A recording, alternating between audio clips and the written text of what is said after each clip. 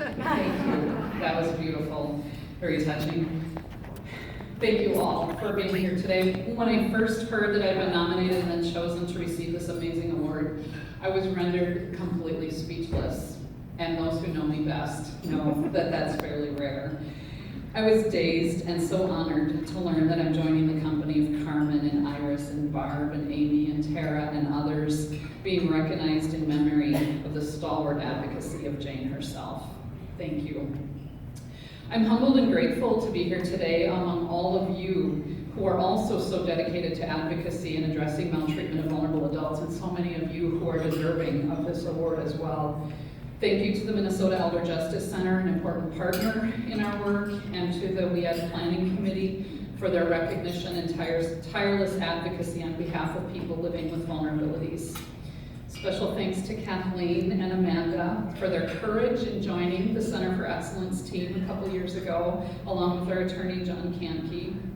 Kathleen and Amanda, their passion, perseverance, and dedication to our work has significantly contributed to our mission of avoiding abuse in and avoiding unnecessary guardianships while promoting the benefits of self-determination through supported decision-making. Every day through our guardianship information line or out in the field, they're working with hundreds of individuals, families, and professionals a year, addressing vulnerabilities and safety while promoting human rights and the dignity of risk through choice and self-determination. Thank you to Volunteers of America. Alicia Klein-Holm, my supervisor, is here today, so thank her and VOA for supporting and promoting this important and gratifying work. To Mary McGurran, who hired me going on 30 years ago and partnered with me for so many years to help build the program to where we are today. Another important ally in the mission to introduce and promote supported decision-making in Minnesota is WINGS, the Working Interdisciplinary Network of Guardianship Stakeholders, and I know a lot of you are in the room today. Thank you all as well.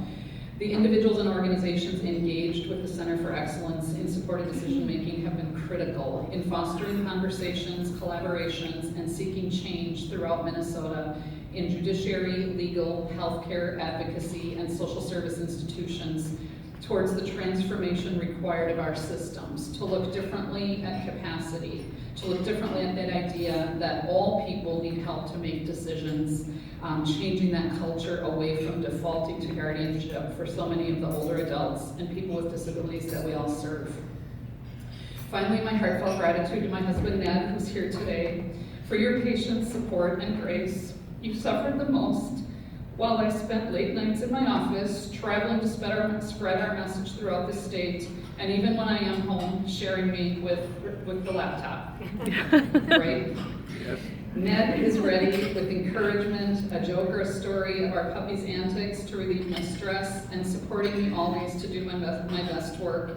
And true story, he's not above offering to drop into any random senior center that we pass in our travels to say, hey, anyone need some supported decision making? I think he hears about it too much at home. I'm gratified for the community recognition of the work we're doing at the Center for Excellence. I just want to take a quick moment to share some of the feedback we've received to help promote to all of you the value of the work we're doing from a training recently in Greater Minnesota. The way you explained supported decision-making really motivated me to really explore further less restrictive options. I've already come back to the office and talked my colleagues' ears off about how we need to explain and offer more choices with our clients. Your training really got me thinking of all the harm and unnecessary restrictions that inaccurate evaluations have brought to my clients. I will continue to strengthen my knowledge with this from a county worker in Greater Minnesota.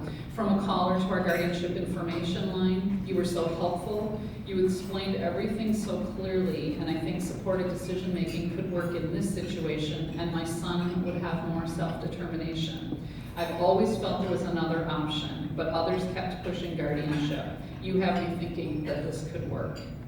Systems change is hard. It's a marathon, not a sprint, and I'm so grateful for this recognition and demonstration of all of your support for our work.